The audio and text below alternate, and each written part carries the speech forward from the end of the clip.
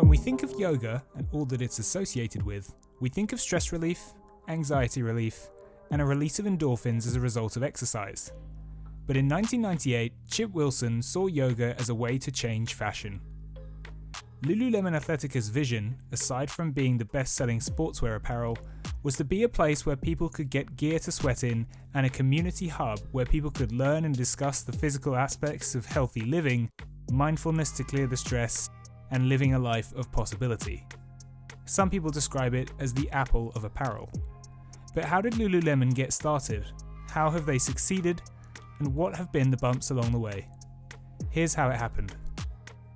Before Lululemon, Chip spent 20 years working in sporting industries like surfing, skiing, and skateboarding before discovering a passion for yoga and spotting a gap in the market.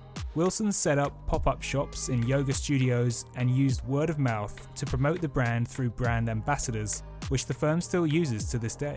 What was a design studio by day and a yoga studio by night turned into Lululemon's first official store, opening in November 2000 on West 4th Avenue in Vancouver. As athleisure began to grow and it became acceptable to shop and work in yoga pants, the firm's $98 collections started to sell and have since attracted a loyal fan base in spite of high prices.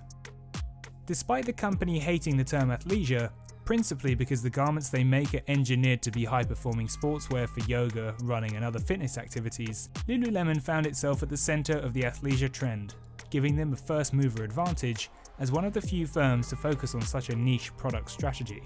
As they continue to produce fashionable and functional garments, now for both women and men, and within such a narrow focus, their products are engineered to be the best on the market, sticking two fingers up to the shrink it and pink it strategy that Nike and Adidas had used in women's clothing for so long.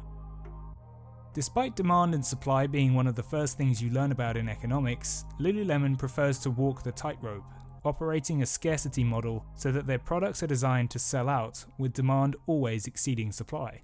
Whilst this has a negative impact on revenues which could be higher, it creates an allure and a sense of exclusivity, with fans rushing to buy the latest model before it inevitably sells out. The firm are also well known for rarely offering sales, which are only available when we made too much and their supply-demand calculations were off the mark.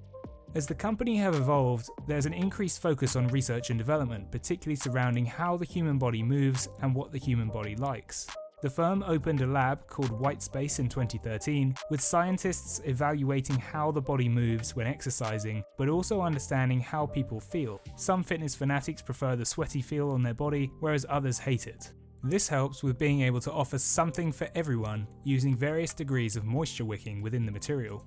There's no doubt that Lululemon has been successful, which might be surprising after hearing some of Chip Wilson's famous remarks, which have outraged fans of the business. This includes the origin of the Lululemon name, which Wilson suggests he used primarily because Japanese people couldn't say the L sound, making the brand seem more authentically American, with Wilson suggesting in a 2004 interview that it'd be funny to watch them try and say it. The real reason the business doesn't like athleisure is because Wilson believes it promotes non-athletic, smoking, Diet Coke drinking women in a New Jersey shopping mall wearing an unflattering pink velour jumpsuit.